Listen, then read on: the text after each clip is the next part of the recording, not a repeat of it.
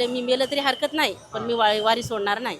यांना भेटा. हे आहेत नांदेडमध्ये राहणारे सखूबाई ताई. यांच्याकडे ना स्वतःचं शेत नाही आहे, म्हणूनच ते लोकांच्या शेतामध्ये जाऊन काम करतात. पण काही वर्षांपूर्वी आपल्या विठ्ठलाकडे त्यांनी एक नवस मागितलं होतं. मी रडत होते, पोलिसाची नोकरी लागू दे देवा माझ्या लेकराला, म्हणून मी रडत होते.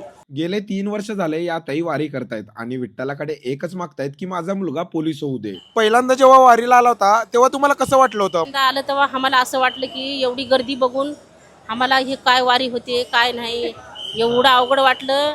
आणि लई भयंकर वारी दिसली आमच्या डोळ्याला आणि आमचे गुडघे पण दुखू लागले तेव्हा. आता काही नाही, गुडघे नाही, काहीच नाही. माऊली एवढं आनंद. मला मुतखड्याचा सुद्धा त्रास होता, ते सुद्धा त्रास नाही. माऊली मला सगळं चांगलं केलं. या ताई आपला मुलगा पोलीस होऊ दे म्हणून लोकांच्या शेतामध्ये काम केलं, विठ्ठलावर विश्वास ठेवला आणि 3 वर्ष वारी केल्यानंतर ना आपल्या विठुरायाने त्यांचं स्वप्न पूर्ण केलं.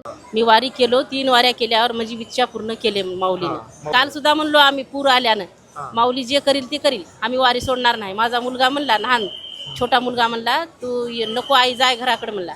मी म्हणले मी मेलं तरी हरकत नाही, पण मी वारी सोडणार नाही. तोपर्यंत आमचे म्हणजे हातपाय चांगले राहतील, तोपर्यंत माऊलीची वारी करणार नाही, कोणालाच ऐकणार नाही.